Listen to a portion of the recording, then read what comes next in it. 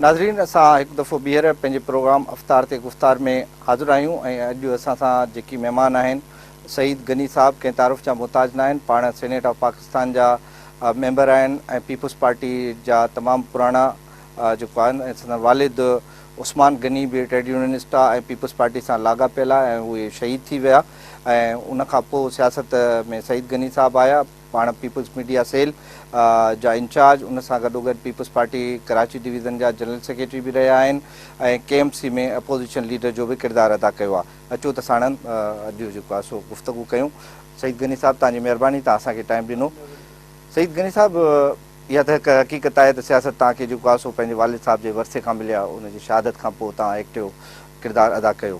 तव्हांजो नंढपिणु कीअं गुज़रियो ऐं किथे गुज़रियो?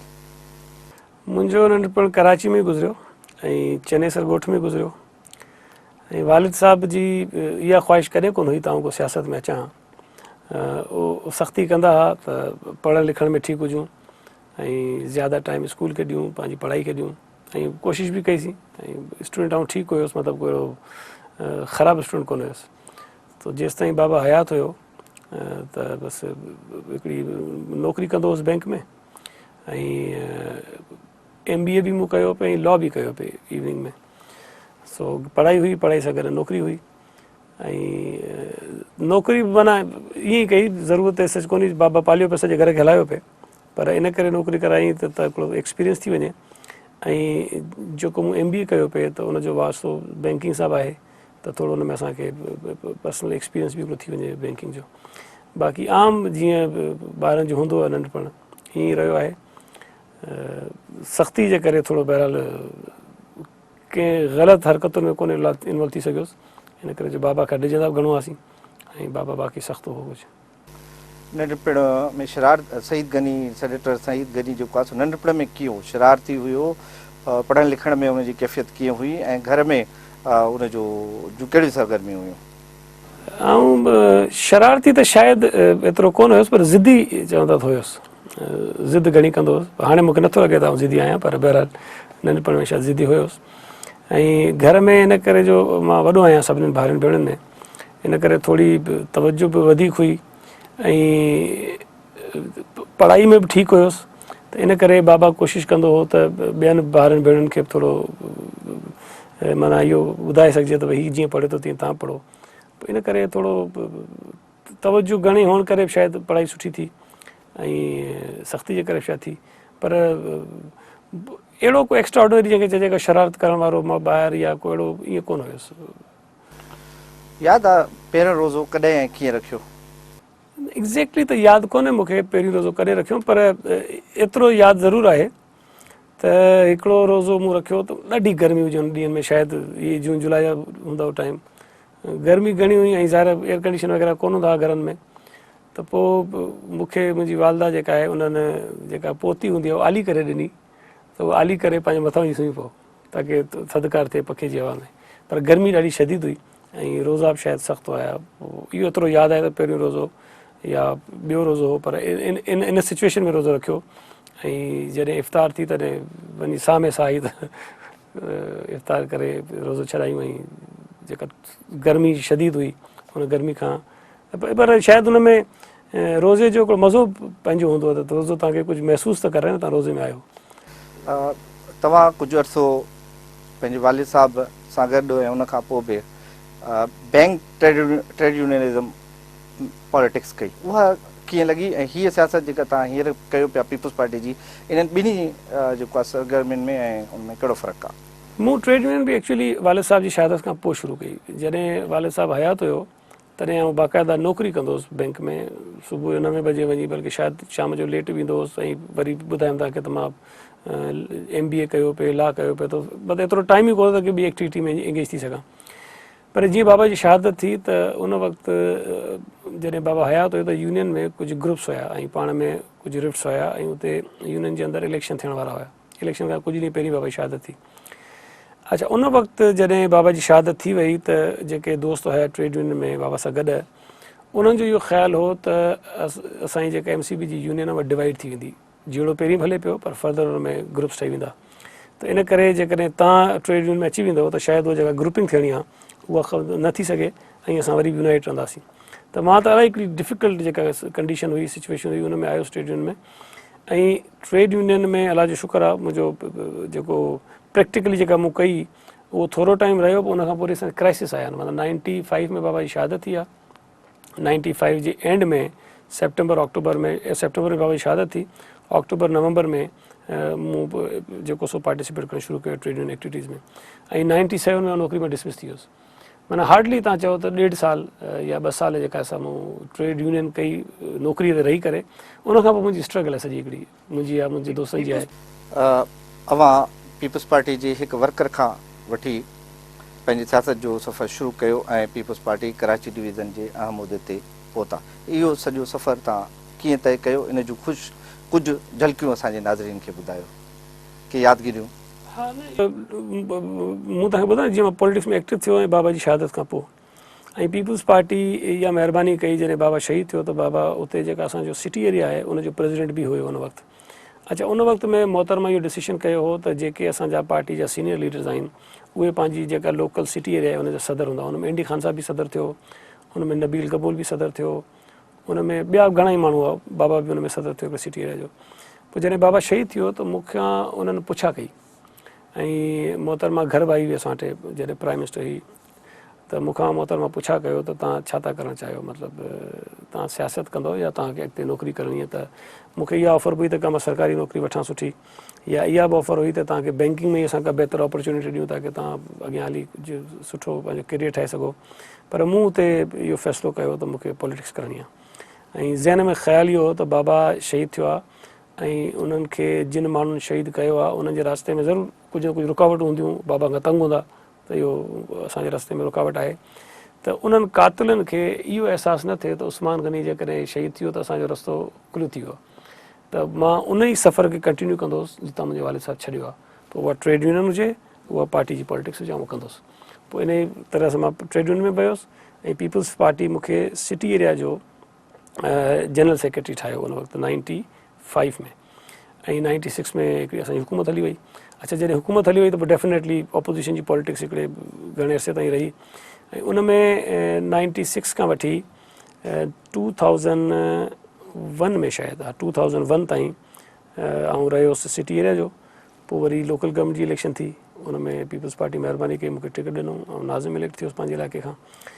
पोइ ग़ालिबन 2003 में मूंखे हिननि कयो इंफॉर्मेशन सेक्रेटरी कराची डिवीज़न। ऐं वरी 2005 में वरी इलेक्शन थी लोकल गवर्नमेंट, उहा वरी इलेक्शन में कंटेस्ट कई, वरी खटियोसि।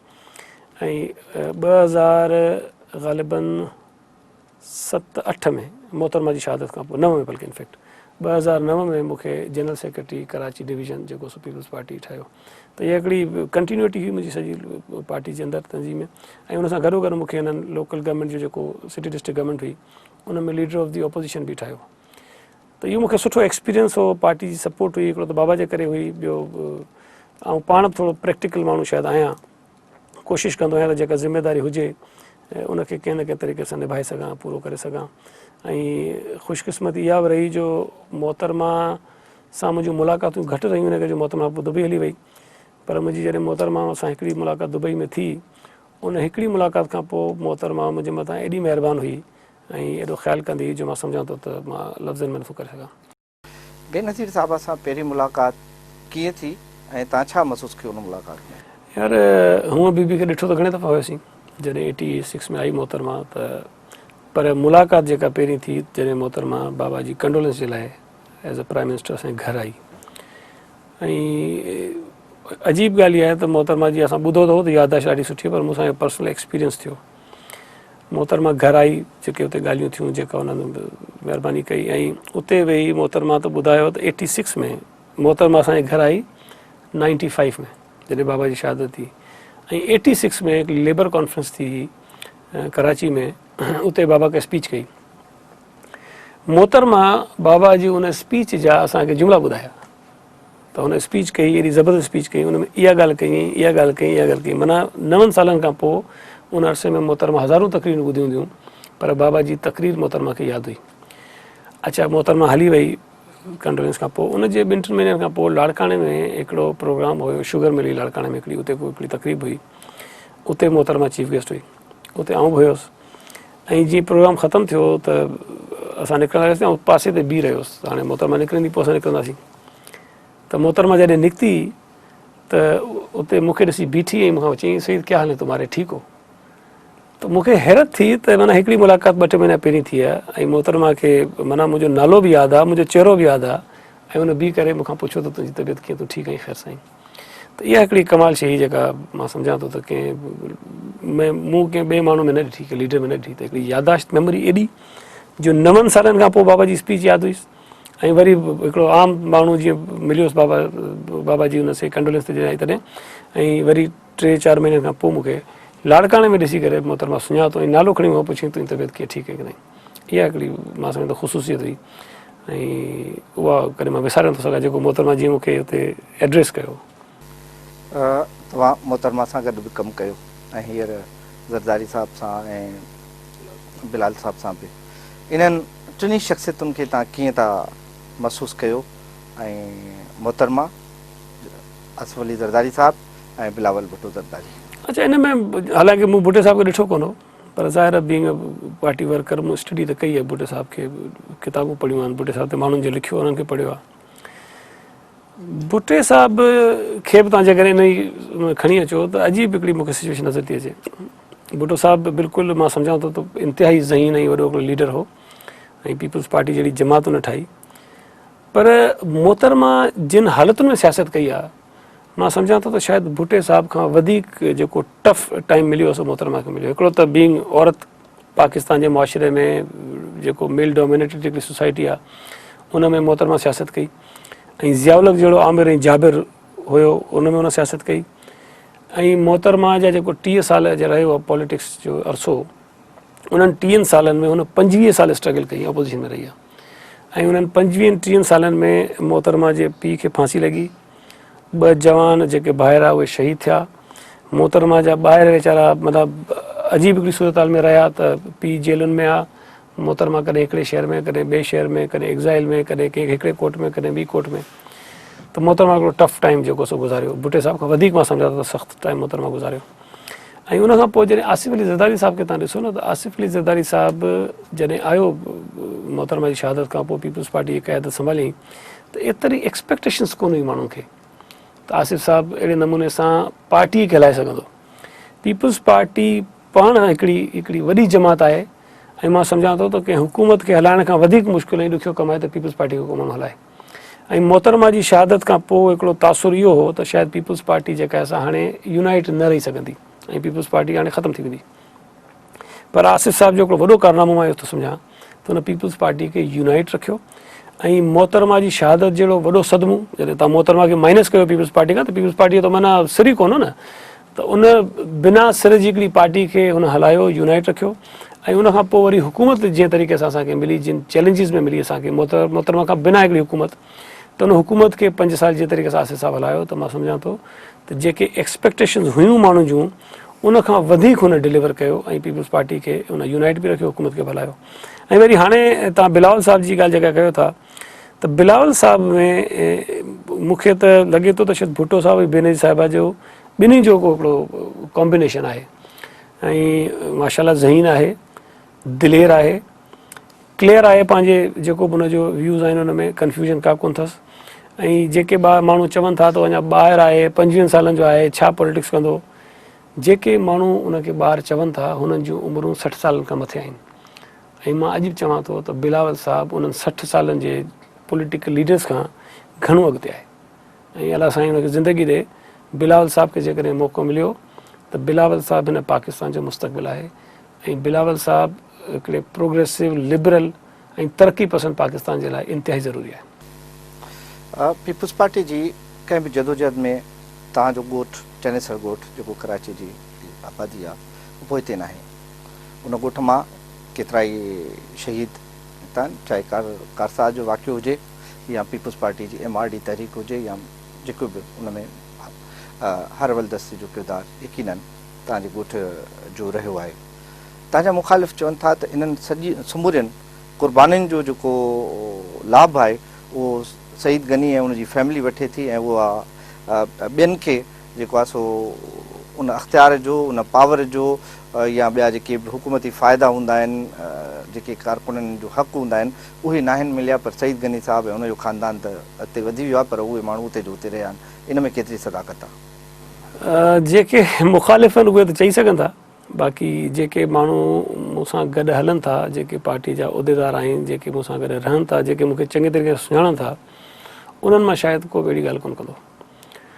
मूंखे फ़ख़्रु आहे त मुंहिंजे पंहिंजे फैमिली में मूं कंहिं हिकिड़े माण्हू खे का सरकारी नौकिरी कोन ॾियारी आहे, कंहिं हिकिड़े माण्हू खे।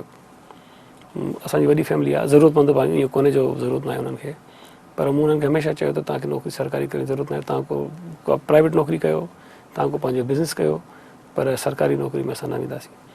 त चनेसर ॻोठ में घणनि माण्हुनि खे सरकारी नौकिरियूं मिलियूं आहिनि, पर मुंहिंजी पंहिंजी फैमिली में कंहिं मूं हिकिड़े माण्हू खे कोन ॾियारी। अलाह जो शुक्र आहे, को माण्हू इहो कोन थो चई सघे त मूं पीपल्स पार्टीअ जी हुकूमत में को प्लाट वरितो हुजे, को परमिट वरितो हुजे, को अहिड़ो फेवर वरिती हुजे जंहिंखां को माण्हू इहो चई सघे त हिनखे को फाइनेंशियल बेनिफिट मिलियो आहे। बीइंग अ पॉलिटिकल वर्कर मूं पार्टी में महिनत कई आहे ऐं मूं पंहिंजो ज़िमेदारी पूरी कई आहे, मूं अहसान कंहिंजे मथां कोन कई, मूं विलिंगली कई आहे, मूं पंहिंजे शौक़ सां कई आहे। ऐं उनजे बदिले में जेकॾहिं पार्टी मूंखे हिकिड़े उहिदे खां ॿिए ते, ॿिए खां टे ते, मां हिकिड़े प्रोसेस जे ज़रिए आयो आहियां। ऐं पीपल्स पार्टी जेकॾहिं मूंखे सेनेटर बनायो आहे, ठाहियो आहे, त मां सम्झां थो त उन में पीपल्स पार्टी जी महिरबानी पंहिंजी जाइ ते आहे, पर चनेसर ॻोठ जे माण्हुनि जो वॾो कंट्रीब्यूशन आहे।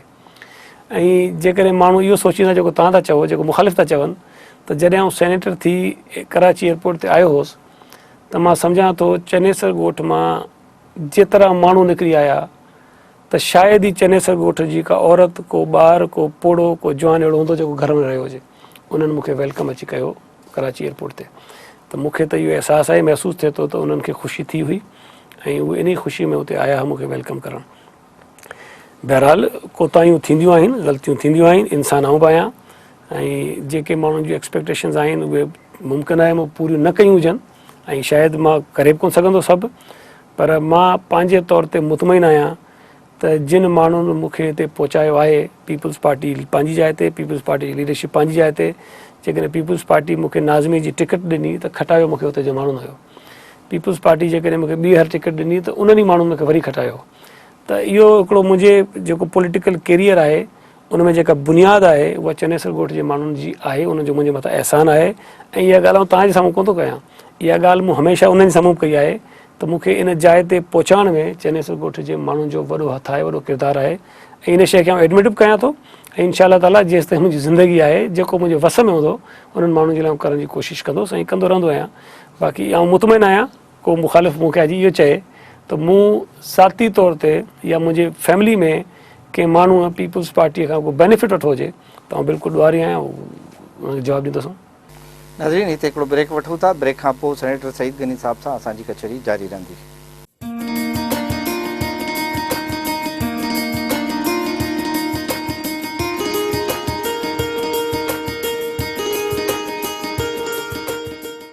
नाज़रीन, सईद गनी साहब सां असांजी गुफ़्तगू जारी आहे।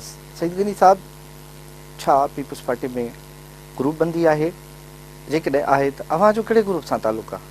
ॾिसो, हिकिड़ी शइ त असांखे सम्झणु घुरिजे, पीपल्स पार्टी हिकिड़ी वॾी पार्टी आहे ऐं जेकॾहिं तव्हां हिकिड़े ख़ानदान में रहो था जिन में माण्हुनि जी जेकॾहिं तादादु 15 हुजे, 20 हुजे, 25 हुजे, त उते मुख़्तलिफ़ माण्हुनि जा मुख़्तलिफ़ इशूज़ ते मुख़्तलिफ़ व्यूज़ हूंदा आहिनि, इख़्तिलाफ़ राय हूंदो आहे।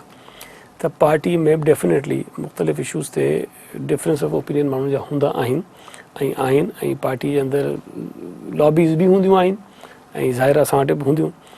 पर मूं हमेशह कोशिशि कई आहे त आउं पंहिंजी पार्टीअ सां ऐं पार्टी जी लीडरशिप सां लॉयल रही करे पंहिंजो कमु कयां। मूंखे इन शइ सां को सरोकार कोन्हे त को माण्हू कहिड़ी लॉबी में, कहिड़े ग्रुप में आहे। तव्हां बि जेकॾहिं महसूसु कयो हूंदो त पार्टी में जेकॾहिं दड़ा आहिनि त मुंहिंजो कॾहिं तालुक़ु कंहिं हिकिड़े मख़सूस दड़े सां कोन रहियो आहे। ऐं सभिनी जी इज़त कंदो आहियां जेके पार्टी जा सीनियर आहिनि, चाहे उहो भले पाण में अलॻि अलॻि हुजनि, पर आउं कोशिशि कंदो आहियां त उनजी रिस्पेक्ट कयां ऐं पंहिंजो कमु जेको पार्टी मूंखे टास्क ॾे, जेको मुंहिंजे मथां मूंखे उहिदो ॾे, जेका मुंहिंजी ज़िमेदारी हुजे, उनखे ईमानदारीअ सां पूरी करण जी कोशिशि कयां ऐं पंहिंजी लीडरशिप सां लॉयल रहां, ऑनेस्ट रहां, उन्हनि सां बिल्कुलु फेयरली जेका ॻाल्हि हुजे साम्हूं रखां। ऐं अलाह जो शुक्र आहे जेसि ताईं मोहतरमा हयात हुई तॾहिं बि ऐं हाणे बि जेकॾहिं पार्टी लीडरशिप मूंखां का राय वठंदी त आउं इहा राय बिल्कुलु ईमानदाराना राय ॾींदो आहियां। कॾहिं इहो कोन सोचींदुसि त जंहिं माण्हू जे मुतलिक़ मूंखां पुछनि था उहो मुंहिंजो दोस्त आहे या मुंहिंजो मुखालिफ़ आहे। उन जे मुतलिक़ जेका मुंहिंजी ज़ाती राय हूंदी आहे ठीकु, उन सां चाहे मुंहिंजे दोस्त खे नुक़सानु थिए, चाहे मुंहिंजे कंहिं मुखालिफ़ खे फ़ाइदो थिए, ऐं इहो मुंहिंजो सरोकार कोन हूंदो आहे। सईद गनी साहब, तव्हां पीपल्स पार्टी कराची जा इंतहाई ज़िम्मेवार उहिदेदार रहिया आहियो। पीपल्स पार्टी हमेशह कराची मां काफ़ी सीटूं कढंदी आई आहे ऐं पीपल्स पार्टी कराची में ॿियनि इलाइक़नि जे लाइ हिकिड़ी रोल मॉडल हूंदी हुई, हिकिड़ी आइडियल हूंदी हुई। कराची में जेकी पीपल्स पार्टी जूं सरगर्मियूं हूंदियूं हुयूं भुट्टो साहब जे ज़माने में या उनजी शहादत खां पोइ या बेनज़ीर साहब जे ज़माने में, पर उहे अॼु नज़र नथियूं अचनि ऐं पीपल्स पार्टी ॾींहों ॿ ॾींहुं कराची में गैर मक़बूल जमायत थींदी पई वञे ऐं पंहिंजूं सीटूं जेके आबाई सीटूं हुयूं उहे बि जेके आहिनि से उहे विञाईंदी पई वञे। उनजो कारण छा आहे ऐं तव्हां उनजो तजियो कहिड़ो कंदा? हिकिड़ो त मां अॼु बि सम्झां थो त पीपल्स पार्टी कराची जूं जेके एक्टिविटीज़ आहिनि ऐं पीपल्स पार्टी कराची जेका तंज़ीम आहे, बावजूदि घणनि ख़ामियुनि जे, असांजे ॿियनि घणनि इलाइक़नि खां जेके तंज़ीमूं आहिनि उनखां बहितर आहे। असांजी एक्टिविटीज़ वधीक हूंदियूं आहिनि ऐं असांजा कराची जा जेके वर्कर आहिनि उन्हनि खे शाबस आहे जो इंतिहाई मुश्किल इलाइक़नि में बि पीपल्स पार्टी लाइ कमु कंदा आहिनि। मुश्किल वक़्तुनि में बि कंदा आहिनि, उन्हनि कमु कयो आहे ऐं अॼु बि कनि पिया। तव्हां 97 जी इलेक्शन जेकॾहिं यादि रखो त 97 वारो रिज़ल्ट जेको आहे सो हिन 2013 वारे रिज़ल्ट खां शायदि वधीक ख़राबु हुयो ऐं पीपल्स पार्टी जेका लियारी मां सीट खटी हुई मुश्किल मुंहिंजो ख़्यालु 150 लाइ 200 वोटनि ते जेको असांजो वाजा करीमदाद हुयो उहो खटियो इलाही मुश्किल सां। त इहे पीरियड्स पीपल्स पार्टी जे मथां मुख़्तलिफ़ दौरनि जे दौरान आया आहिनि, पहिरीं बि थिया आहिनि ऐं हाणे बि आहे। असां हुकूमत में 2008 खां 2013 ताईं कमु घणो कयो, कराची में घणो माण्हुनि खे फैसिलिटेट कयोसीं, नौकरियूं घणियूं माण्हुनि खे मिलियूं, घणियूं कचियूं आबादियूं असां रेगुलराइज़ कयूं। पर मां सम्झां थो त जेको शायदि असांजी मफ़ाहमत वारी जेका पॉलिसी हुई उनजो असांखे कराची में नुक़सानु थियो ऐं जेके असांजा माण्हू इहे सोचींदा हुआ त पीपल्स पार्टी जो हिकिड़ो वाज़े मौक़िफ़ आहे कराची जी सियासत जे हवाले सां, उहो मौक़िफ़ असांजो तब्दील थियो आहे ऐं मां सम्झां थो त इहो हिकिड़ो मेजर रीज़न हुयो कराची जे जेको रिज़ल्ट असांजो ख़राबु थियो उनजो। ऐं ॿियो डेफिनेटली जेको परसेप्शन ठहियो सॼे मुल्क में पीपल्स पार्टी जे हवाले सां ऐं जेको मीडिया जा कुझु ग्रुप्स हिन में इन्वॉल्व रहिया ऐं जुडिशरी हिन में डेफिनेटली इन्वॉल्व रही ऐं जेके इलेक्शन्स में रिगिंग्स थियूं उनजो बि हिकिड़ो वॾो फैक्टर आहे कराची जा जेके नतीजा आहे उन्हनि ते। ऐं हाणे असां कोशिशि कयूं पिया त जेको पीपल्स पार्टीअ नुक़सानु थियो पीपल्स पार्टी खे 2013 में उन नुक़सान जो कंहिं तरीक़े सां अज़ालो करे सघूं ऐं जेके सीटूं असां हाराए विया आहियूं उनखे वरी रिकैप्चर कयूं कंहिं तरीक़े सां ऐं इंशाअल्लाह ताला फ्यूचर में करे वेंदासीं। तव्हां बुनियादी तौर ते हिकिड़ा आइडियलिस्टिक वर्कर आहियो पीपल्स पार्टी जा ऐं कमिटेड ऐं तव्हां सां ॻाल्हाइण में मज़ो बि अचे थो। इहो ॿुधायो त तव्हां पाण जीअं चयो त मुफ़ाहिमत वारी पॉलिसी जे करे पीपल्स पार्टी खे नुक़सानु थियो, MQM सां पीपल्स पार्टी जी वर्किंग रिलेशनशिप हिन वक़्तु कीअं आहे ऐं उन जेका हिन वक़्तु ताईं रही आहे उनखे तव्हां कीअं महसूसु कयो था? आया MQM पीपल्स पार्टी इतिहाद जे करे पीपल्स पार्टी खे फ़ाइदो थिए थो या नुक़सानु थिए थो? ॾिसो हाणे हिन में ॿ शयूं आहिनि, या त पीपल्स पार्टी इहो ॾिसे त असांखे फ़ाइदो थो थिए नुक़सानु थो थिए, या पीपल्स पार्टी इहो ॾिसे त असांजे सिंध सूबे खे या कराची शहर खे फ़ाइदो थो थिए या नुक़सानु थो थिए। त मां सम्झां थो त पीपल्स पार्टी कराची शहर ऐं सूबे सिंध जे लाइ कोशिशि कई त उनजे मफ़ाद में का शइ थिए, उनजे हक़ में का शइ बहितर थिए। MQM सां जॾहिं पीपल्स पार्टी इहो फ़ैसिलो कयो त उनखे इतिहाद में शामिलु कयूं त शायदि मुंहिंजो बि इहो ख़्यालु हो त इहो ग़लति फ़ैसिलो आहे, न थियणु खपे। पार्टी में घणनि माण्हुनि जो हुयो, डिवाइडिड ओपिनियन हुयो, कुझु माण्हुनि जो ख़्यालु हो त ठीकु आहे, कुझु हुयो त न आहे। शायदि आउं बि उन्हनि मां हुयो जंहिंजो ख़्यालु हो त इहो ठीकु न आहे। पर जीअं वक़्त सां गॾोगॾु जीअं अॻियां असां हलियासीं त रियलाइज़ असां इहो कयो त शायदि इहो फ़ैसिलो ठीकु हुयो। इन करे त असां MQM खे भले नापसंदि कयूं, भले उन्हनि सां केतिरा बि इख़्तिलाफ़ हुजनि, पर बहरहाल MQM हिकिड़ी सियासी हक़ीक़त आहे हिन शहर में हिन सूबे में, असां उनखे अवॉइड नथा करे सघूं। ऐं शायदि आसिफ़ ज़रदारी साहिबु इहो ई सोचे उन्हनि सां जेको हिकिड़ो राब्तो बहाल कयो ऐं उनखां पहिरीं त असांजा टॉकिंग टर्म्स बि कोन हूंदा, मतिलबु असां ॻाल्हाइण जहिड़ा कोन हूंदासीं पाण में। त जॾहिं आसिफ़ साहब इहा पॉलिसी अडॉप्ट कई त उन खां पोइ घटि में घटि इहो थियो त जेकॾहिं झेड़ा थींदा हुआ, नाराज़गियूं थींदियूं, पर घटि में घटि असां ॻाल्हाइण जहिड़ा हूंदासीं। असां फ़ोन खणी MQ जे माण्हू सां ॻाल्हाईंदा हुआसीं, MQ जो माण्हू फ़ोन खणी असां सां ॻाल्हाईंदो हो। त माण्हू त इहो त ॾिठो त घणा ते मामला ख़राबु थिया, पर माण्हुनि खे इहो अहसासु कोन थियो त घणा मामला ख़राबु थियण खां बची विया इन करे। कहिड़े घणनि मौक़नि ते असां पाण में ॻाल्हाए करे घणनि इशूज़ खे असां डिफ्यूज़ करे छॾियो, घणनि मौक़नि ते असां हालात ख़राबु थियण खां बचाए छॾिया। त इहो मां सम्झां थो त हिकिड़ी सुठी शइ थी। इन सां नुक़सानु पीपल्स पार्टी खे बहरहाल थियो, पॉलिटिकली असांखे नुक़सानु थियो, पर as a whole in larger context असां ॾिसूं त शायदि शहर खे ऐं सूबे खे कुझु फ़ाइदो इहो थियो त ॿ पॉलिटिकल फोर्सिस जेके हिन सूबे में एग्ज़िस्ट कनि थियूं, उन्हनि जा घटि में घटि पाण में जेके राब्ता बिल्कुलु कटियल हुया, हुननि जो मुंहुं ॿिए पासे हो, असांजो मुंहुं ॿिए पासे हो, घटि में घटि असां पाण में ॻाल्हाइण जहिड़ा थियासीं ऐं इशूज़ ते असां वेही करे ॻाल्हाए मामलात खे रिज़ॉल्व करण जी कोशिशि कंदा हुआसीं। त इहा प्रैक्टिकली असांखे अहसासु थियो त शायदि इहा पॉलिसी ठीकु हुई ऐं उन में प्रॉब्लम्स अञा बि आहिनि शायदि, पर मूंखे लॻे थो त जीअं हालात अॻिते वधनि पिया त शायदि कुझु इम्प्रूवमेंट अञा अची वेंदी हिन में। विच में तव्हां MCB जी इंतिज़ामिया सां इलाही वॾा इख़्तिलाफ़ हुआ ऐं केतिरा ई महीना कराची प्रेस क्लब जे ॿाहिरि हिकिड़ी कैंप में अञा रही। इहे मामला छा आहिनि ऐं हिन वक़्तु उन्हनि जो स्टेटस छा आहे? इहो तव्हांखे मां ॿुधायो त 97 में असांजे झेड़ा शुरू थिया जॾहिं नवाज़ शरीफ़ जी हुकूमत हुई, ऐं उन्हनि कोशिशि कई त असांजी जेका यूनियन आहे उनखे ख़तमु कनि ऐं जीअं पॉकेट यूनियन टाइप जो कल्चर हूंदो उनखे हलाइनि। असां रेज़िस्ट कयो ऐं जिन माण्हू रेज़िस्ट कयो असांजी MCB यूनियन में मुख़्तलिफ़ शहरनि में आया, लाहौर में बि आहिनि, मुल्तान में बि आहिनि, सूबा ख़ैबर पख्तूनख्वा में बि आहिनि ऐं साउथ पंजाब में बि आहिनि। उन्हनि घणनि माण्हुनि खे नौकिरी मां कढी छॾियो ऐं मूंखे फ़ख़्रु आहे त मुंहिंजा उहे जेके दोस्त हुआ अॼु बि असां सां गॾु बीठल आहिनि। तकलीफ़ूं उन्हनि काटियूं आहिनि, तकलीफ़ुनि में अञा बि आहिनि, पर पंहिंजे उसूल ते बीठल आहिनि। MCB सां जेको कराची में तव्हांखे पोइ ॾींहुं नज़र आयो, असां काफ़ी प्रोटेस्ट कई 2-4 साल अॻु में। उन वक़्तु शायदि इहो इशू असांजो रिज़ॉल्व थी वञे हा, पर इफ़्तिख़ार मोहम्मद चौधरी जंहिंखे मां हमेशह चवंदो आहियां त हिकिड़ो बददियानत माण्हू हो, इन असांजे सॼे मसइले खे ख़राबु कयो ऐं मियां मंशा खे उन आउट ऑफ वे वञी सपोर्ट कई ऐं उन सपोर्ट जे करे असांजी जेका उहा हिकिड़ी स्ट्रगल हुई, उहा स्ट्रगल हिन तबाह कई ऐं बिल्कुलु असांखे क्रश करे छॾियईं। पर अॼु बि उहो कैंप लॻल आहे। अॼु बि मां सेनेट में MCB के इशू खे खयों बीठो आहियां ऐं हाणे बि MCB जे इशू खे मूं स्टैंडिंग कमेटी जेका आहे फाइनेंस जी, उन में रेफरअप करायो आहे। मुंहिंजा मुख़्तलिफ़ क्वेश्चन्स हूंदा आहिनि, मुंहिंजी मुख़्तलिफ़ रेज़ोल्यूशन्स हूंदियूं आहिनि ऐं इन मसइले खां मां ॿाहिरि कोन निकितो आहियां ऐं इंशाअल्लाह ताला MCB जे जेका प्राइवेटाइज़ेशन थी उनखे बि असां एक्सपोज़ कंदासीं ऐं जेके मुंहिंजे माण्हू सां ज़्यादतियूं थियूं आहिनि उन्हनि खे मां एक्सपोज़ कंदुसि। सेनेटर सईद गनी साहब, तव्हां शादीशुदा आहियो, तव्हां ॿुधाईंदो त तव्हांखे केतिरा ॿार आहिनि ऐं छा तव्हांजे ॿारनि जी बि सियासत में का दिलचस्पी आहे? मुंहिंजा 3 ॿार आहिनि जी, 2 न्याणियूं आहिनि, हिकिड़ो पुटु आहे नंढो ऐं नंढा अञा त, पर मूंखे को एतिराज़ु कोन थींदो जेकॾहिं उन्हनि मां को सियासत में अचे, चाहे मुंहिंजी जेकॾहिं धीअरूं आहिनि उन्हनि मां को पॉलिटिक्स में अचे, उन्हनि खे बि कोन रोकींदुसि। जेकॾहिं मुंहिंजो पुटु अचणु चाहे त उनखे बि कोन रोकींदुसि, पर कोशिशि कंदुसि त पहिरीं पंहिंजी तालीम मुकमल कनि ऐं सुठी तालीम हासिलु कनि, उनखां भले अचनि पॉलिटिक्स में। न्याणियुनि जी तालीम जे हवाले सां तव्हांजा छा ख़्याल आहे? न, बिल्कुलु जेतिरो पुट खे इम्पोर्टेंस ॾींदा आहियूं एतिरो ई न्याणियुनि खे। तालीम में को कॉम्प्रोमाइज़ कोन कंदुसि ऐं मां चवंदो आहियां अक्सर त इहे मुंहिंजा पुट आहिनि, पंहिंजी धीअरुनि खे पंहिंजो पुटु सम्झंदा आहियूं। तव्हांजी वॾी महिरबानी। नाज़रीन, ही हुआ सईद गनी साहब, जंहिंसां असां दिलचस्प ऐं मुख़्तलिफ़ मौज़ूअनि ते मुख़्तलिफ़ सवालनि जे ज़रिए कचहरी कई। सुभाणे मिलंदासीं हिकु नए महिमान सां।